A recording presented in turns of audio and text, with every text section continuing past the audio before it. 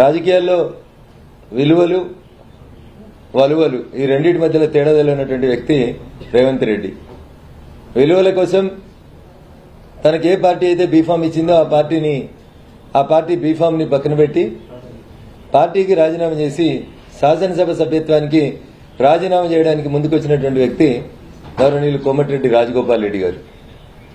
మీలాగా తెలుగుదేశం పార్టీ గుర్తు మీద గెలిచి రాజీనామా చేయకుండా కాంగ్రెస్ పార్టీలో చేరినటువంటి వ్యక్తి కాదు కోమటిరెడ్డి రాజగోపాల్ రెడ్డి గారు. మీరు పార్టీ మారితే ఏ పార్టీ గుర్తు మీద గెలిచిండ్రో ఆ పార్టీ కనీసం రిజైన్ చేసి ప్రజల తీర్పు కోరడానికి చేతగానటువంటి వ్యక్తి మీరు. అట్లాంటి మీరు కాంగ్రెస్ పార్టీ బీఫామ్ మీద గెలిచిన నైతిక విలువల కట్టుబడి ఉన్న కాంగ్రెస్ పార్టీ నాయకత్వాన్ని నేను విమర్శించను అని చెప్తూనే ఆ పార్టీ ద్వారా సంక్రమించినటువంటి బీఫామ్ ద్వారా వచ్చినటువంటి ఎమ్మెల్యే పదవిని రాజీనామా చేసినటువంటి వ్యక్తి రాజగోపాల్ రెడ్డి గారు. రాజగోపాల్ రెడ్డి గారికి మీకు మధ్యలో ఉన్న వ్యత్యాసాన్ని దయచేసి రేవంత్ రెడ్డి గారు అర్థం చేసుకోవాలి. మీరు అక్టోబర్ 31, 2017వ తారీఖు రోజు తెలుగుదేశం శాసనసభ్యునిగా ఉండి అంతకంటే ముందే ఎమ్మెల్సీగా చేసిన అని చెప్తారు. మీరు ఒక శాసనసభ్యునిగా ఒక ఎమ్మెల్సీగా పనిచేసిన మీకు రాజీనామా ఎట్లా చేయాలనో తెలియదా? చంద్రబాబు నాయుడు గారికి రాజీనామా లేఖ పంపించిన అని చెప్పి తప్పించుకొని 31 అక్టోబర్ 2017 నుంచి 7 డిసెంబర్ 2018 అంటే 14 నెలలు తెలుగుదేశం పార్టీ గుర్తు మీద గెలిచిన శాసనసభ్యునిగా కాంగ్రెస్ పార్టీలో కొనసాగి కాంగ్రెస్ పార్టీ వర్కింగ్ ప్రెసిడెంట్ అయిన నువ్వు ఇలా కాంగ్రెస్ పార్టీ బీఫామ్ మీద వచ్చినటువంటి ఎమ్మెల్యే పదవిని కాంగ్రెస్ పార్టీని రెండింటిని తృణపాయంగా వదిలేసుకున్నటువంటి కోమటిరెడ్డి రాజగోపాల్ రెడ్డి గారి మీద వ్యక్తిగత దూషణలకు దిగుతా ఉన్నా అంటే మీ ఫ్రస్ట్రేషన్ ఏ స్థాయిలో ఉందో అర్థమవుతుంది రేవంత్ రెడ్డి గారు. అందుకని దయచేసి మీకు 2-3 మంచి పేర్లున్నాయి, మంచి బిరుదులు ఇచ్చింది తెలంగాణ సమాజం. మీరు ఎక్కడ అడుగు పెడితే అక్కడ ఆ పార్టీ ఆ రాష్ట్రంలో ఆ దేశంలో ఉండకుండా పోతుంది.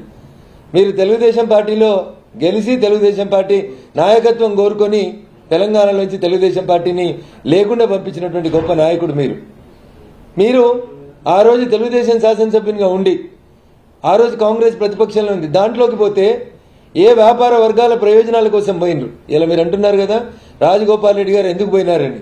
రాజగోపాల్ రెడ్డి గారు వ్యాపారం కోసం పోయినరని. మరి మీరు పోయిన రోజు మీరు ఎందుకు పోయినరు? 2017లో తెలుగుదేశంకు రిజైన్ చేయకుండా ఎమ్మెల్యే పదవికి రిజైన్ చేయకుండా కాంగ్రెస్ లో చేరిన మీరు ఏ వ్యాపారం కోసం లేకపోతే ఎవరి ఏజెంట్గా పనిచేయడం కోసం చాలా మంది ఆరోపిస్తుంటారు. ఆ పక్క రాష్ట్రంలో గతంలో ముఖ్యమంత్రి పనిచేసిన ఒక ఆయనకి నువ్వు ఏజెంటు అని. బహుశా ఆయన వ్యాపారాలను కాపాడుకోవడానికి కాంగ్రెస్ పార్టీలో చేరినామని ఈరోజు ప్రజలు అనుకోవాలనా? అందుకని మాటలు మాట్లాడే కంటే ముందు ఒకవేళ ఎదురుంగున్నది చూపెట్టే కంటే ముందు మిత్రమా రేవంత్ నువ్వు అర్థం చేసుకోవాల్సింది ఏంటంటే 4 ఏళ్లు నిన్ను తిరిగి చూపిస్తున్నాయని అర్థం చేసుకోవాలి. 14 నెలలు తెలుగుదేశం ఎమ్మెల్యేగా ఉండి కాంగ్రెస్ పార్టీకి వర్కింగ్ ప్రెసిడెంట్ గా పనిచేసిన మీరు తెలుగుదేశం ఎమ్మెల్యేగా ఉండి కాంగ్రెస్ పార్టీలో జాయిన్ అయిన మీరు విలువల కట్టుబడకుండా రిజైన్ చేయనటువంటి మీరు ఈ రోజు విలువల గురించి వ్యాపారాల గురించి ఇతర శాసనసభ్యుల గురించి నోటికి ఎంత వస్తే అంత మాట్లాడడం అనేది సరైనది కాదు. దయచేసి ఆలోచించుకోమని చెప్పి ఈ సందర్భంగా రేవంత్ రెడ్డి గారికి నేను సలహా ఇస్తా ఉన్నాను. మీరు అనుకుంటుండొచ్చు మాకు సలహాలు ఇస్తారా ఇంకొకరు అని చెప్పి. దయచేసి అర్థం చేసుకోవాల్సింది ఏంటంటే నేను మళ్ళీ చెప్తా ఉన్నా, విలువలకి వలువలకి మధ్యలో తేడా లేకుండా మాట్లాడుతూ ఉన్నారు మీరు. ఎవరిని పడితే వాళ్ళను ఏది పడితే అది మాట్లాడుతూ ఉన్నారు. ఇదే సంస్కారం అని అనుకుంటే నెక్స్ట్ జనరేషన్ ఓటర్స్ ఎవ్వరు కూడా మిమ్మల్ని క్షమించరు. కాంగ్రెస్ ఢిల్లీలో లేదు, కాంగ్రెస్ గల్లీలో రాదు. రాని కాంగ్రెస్ కు అధ్యక్షుడై అది కూడా నేను చెప్పలేదు, మీ పార్టీలో ఉన్న పెద్దలే చెప్పిండ్రు. మీకు అధ్యక్ష పదవి ఎట్లా వచ్చింది, ఎవరి ద్వారా వచ్చింది, ఎన్ని సూట్ కేసులు వచ్చినాయి, ఎన్ని వ్యాపార వర్గాలు చేతులు మారినాయి, ఎవరి ఏజెంట్గా మీరు తెలంగాణలో పనిచేస్తున్నారు అనేది చాలా స్పష్టంగా తెలంగాణ సమాజానికి తెలుసు. అందుకనే 2018 తర్వాత జరిగినటువంటి ప్రతి ఎన్నికల్లో తెలంగాణలో కాంగ్రెస్ పార్టీ దినదినం పున్నమ నుంచి అమావాస్యకి చంద్రుడు ఎట్లా ట్రావెల్ అవుతాడో అట్లా ట్రావెల్ అయినాడు తప్ప ఒక్క దగ్గర కూడా మరి సరైనటువంటి పెర్ఫామ్ చేయలేదు. అప్పటి పిసిసి అధ్యక్షుడిని సీటు ఓడిపోయినరు. తానే గొప్ప నాయకుడు, సిఎల్పి నాయకుడు, అవకాశం వస్తే ముఖ్యమంత్రి అవుతాడు అనుకున్న జానారెడ్డి గారు సీటు ఓడిపోయినారు. ఇంకెక్కడ గెలుస్తుంది కాంగ్రెస్? ఏం చేస్తే గెలుస్తుంది? మీ సభలకి సమావేశాలకి హుజూరాబాద్ లో 3 లక్షల మంది వచ్చిరని చెప్పారు. డబ్బా తిస్తే 3,000 రాలేదు. మీరు మాట్లాడిన 3 లక్షల మంది ప్రజల్లో మీకు not even 1% voted for the Congress. Congress is diminishing. Congress పోతా ఉంది ఈ దేశంలో. ప్రజలు కాంగ్రెస్ పార్టీని వద్దనుకుంటున్నారు. శతాధిక వృద్ధురాలైనటువంటి కాంగ్రెస్ ఈ రోజు దాని అస్తిత్వాన్ని ఉనికిని కోల్పోతా ఉంది. ఈ దశలో మీరు రాజగోపాల్ రెడ్డి గారినో ఈటెల రాజేందర్ గారినో రేపు రఘునందన్ రావునో బూతులు తిట్టడం వల్ల సమస్య పరిష్కారం కాదు. మీరు నిజంగా మీకు చిత్తశుద్ధి ఉంటే మీ ఇల్లు మీరు చక్కదిద్దుకోండి, కాంగ్రెస్ పార్టీని చక్కదిద్దుకోండి. మీ వల్లనే కదా అందరు కాంగ్రెస్ పార్టీని వీడుతున్నామని చెప్తుంది. దాని గురించి ఆలోచించుకోండి, ఆత్మ పరిశీలన చేసుకోండి, మిమ్మల్ని మీరు పరిశుద్ధిని చేసుకోండి. కానీ ఈ రకంగా మాటలు తిట్టడం వల్ల ఏం రాదు. రెండు విషయాలు. ఇదే రేవంత్ రెడ్డి గారు తెలుగుదేశం పార్టీలో ఉన్నప్పుడు ఇంకో మాట చెప్పినాడు. నేను కావాలంటే మీకు ఆడియో క్లిప్స్ కూడా పంపిస్తాను మీడియా మిత్రులకి. సోనియా గాంధీ గారిని ఉద్దేశించి మాట్లాడుతూ తెలంగాణ ఉద్యమంలో తెలంగాణ పిల్లలు అమరులవుతున్న సందర్భంగా 1200 మందిని బలి తీసుకున్నటువంటి బలిదేవత సోనియా గాంధీ గారు. ఇది గౌరవనీయులు రేవంత్ రెడ్డి గారు టీడీపీ శాసనసభ్యునిగా మాట్లాడినటువంటి పదాలు, శాసనసభ మీడియా పాయింట్లో మాట్లాడినటువంటి మాటలు ఇవన్నీ. ఆ రోజు సోనియా గాంధీ బలిదేవత అయితే ఈ రోజు తెలంగాణకి తల్లి ఎట్లయింది సోనియా గాంధీ అనేది ఒకసారి రేవంత్ రెడ్డి గారు చెప్పాలి. అంటే మీ అవసరాల కోసం మీరు పార్టీ మారితే మొన్న బలిదేవత అయినామే ఇలా తల్లి తెలంగాణ అవుతుందా? ఒకసారి మీరు దీన్ని ప్రజలకు విమర్శి చెప్పాలి. ఏదో తోడలు కొడతాం, ఏళ్ళు కొడతాం, హుజురాబాద్కి వస్తాం, మునుగోడుకు వస్తాం. ఏం చేస్తారు? హుజురాబాద్కి వచ్చి ఏం చేసిరో మునుగోడుకు వచ్చి కూడా గదే చేస్తారు. అంతకంటే గొప్ప ఫలితాన్ని మీరు ఆశిస్తారని చెప్పి ప్రజలు తీర్పిస్తారని చెప్పి కూడా నేను అనుకోవట్లేదు. ఢిల్లీలో మీరు ఏం చేస్తారో అందరు చూస్తున్నారు. ఢిల్లీలో రాహుల్ గాంధీ గారి పక్కన కేశవరావు గారు కనబడతారు, ఢిల్లీలో కాంగ్రెస్ పక్కన టీఆర్ఎస్ కనబడుతుంది. నానానికి బొమ్మ బొరుసులాగా ఇద్దరు అంటగాగుతారు. గాంధీ బొమ్మ కాడ పార్లమెంట్లో మీరే ఉంటారు, రాజ్యసభలో ఫ్లోర్ మీటింగ్ పెడితే రాహుల్ గాంధీ పక్కన కేశవరావు గారు కూర్చుంటారు. టీఆర్ఎస్ వేరు కాంగ్రెస్ వేరు కాదని తెలంగాణ ప్రజలు అనుకుంటున్నారు కాబట్టే, మీరు నిజం చేస్తున్నారు కాబట్టే, మీ పార్టీకి వెళ్ళి 18 మంది గెలిస్తే 12 మంది పోయి టీఆర్ఎస్లో కలిస్తే ఈ రోజు దాకా మాట్లాడని మీరు ఈ రోజు ఒక గౌరవ శాసనసభ్యుడు మీ పార్టీ ద్వారా గెలిచినా అని చెప్పి నిజాయితీగా మీ పార్టీకి తన శాసనసభ సభ్యత్వానికి రాజీనామా చేస్తే ఈ రకంగా మాట్లాడడం అనేది భావ్యం కాదు.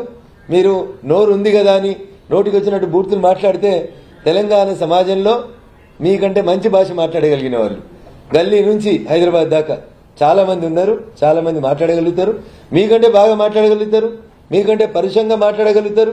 మీరు మర్చిపోయినట్టున్నారు, కరీంనగర్లో తెలుగుదేశం తరఫున ఒక మీటింగ్ పెట్టడానికని పోతూ కారులో తుపాకీ పెట్టుకొని నాకు ఎవడడ్డం వస్తాడో చూస్తా కాల్ చేస్తా అని మాట్లాడిన మీరు ఇలా తెలంగాణ ఉద్యమం, తల్లి తెలంగాణ సోనియా దేవత ఇవన్నీ ఎడికెళ్ళి వస్తున్నాయి రేవంత్ అన్న. ఒకసారి ఆలోచించుకో. తెలంగాణ ఉద్యమంలో మీ పాత్ర ఎటువైపు ఉండే, ఈ రోజు ఎటువైపు ఉన్నారు ఒకసారి ఆలోచించుకోండి. కాబట్టి వ్యక్తులని వ్యక్తిగతంగా దూషించేటువంటి మీ ఆలోచన విధానం సరి అయింది కాదు. అయినా ఒక మాటలో చెప్పాలంటే ఎమ్మెల్యేలను కొనుక్కొని ఎమ్మెల్సీలు కావాలనుకొని ఓటుకు నోటు కేసులో పట్టపగలు అడ్డంగా దొరికిన మీరు నీతుల గురించి నీతి వాక్యాల గురించి మాట్లాడితే దయ్యాలు వేదాలు వాళ్ళు ఇచ్చినట్లుంటాయి రేవంత్ రెడ్డి గారు. మీ నాయకత్వాన్ని కాంగ్రెస్ పార్టీ కోరుకోవట్లేదనే తెలంగాణ సమాజం ఇప్పటిదాకా 4 ఎన్నికలలో తీర్పు ఇచ్చింది.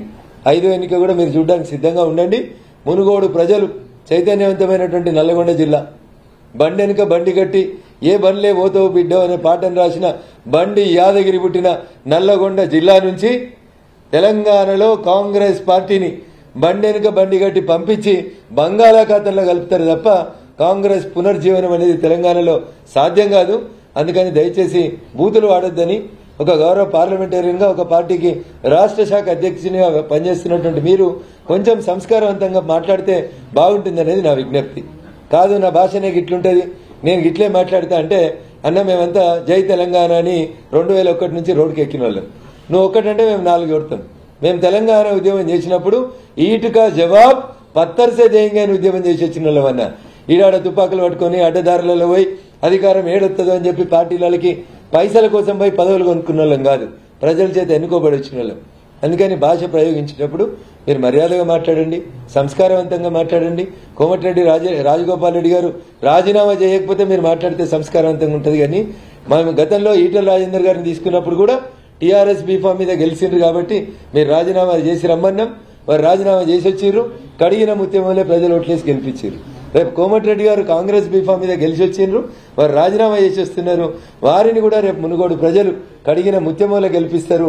పాలని పాలలాగా నీళ్లను నీళ్లలాగా వేరు చేసే హంసలకి కాకులకు మధ్యన తేడా తెలియకుండా కాకిగోల చేస్తే కాంగ్రెస్ ఢిల్లీలో కనుమరుగవుతుంది, గల్లీలో కూడా కనుమరుగవుతుందని కొంతకాలం కలిసి పనిచేసినటువంటి ఒక సహచర ఉద్యమకారునిగా మిత్రుడు రేవంత్ రెడ్డి గారికి నేను ఇతో పలుకుతా ఉన్నాను.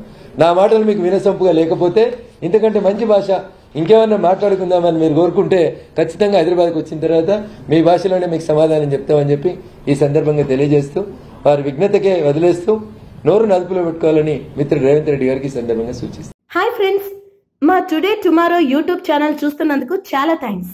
మరిన్ని లేటెస్ట్ వీడియోస్ కోసం వెంటనే సబ్స్క్రైబ్ చేయండి. అలాగే ఈ బెల్ ని కూడా రింగ్ చేసేయండి. మా నోటిఫికేషన్స్ అన్ని మీ మొబైల్లో వస్తాయి. అలాగే మా వీడియోస్ మీకు నచ్చితే లైక్ చేయండి, షేర్ చేయండి, నచ్చకపోతే కామెంట్ చేయండి.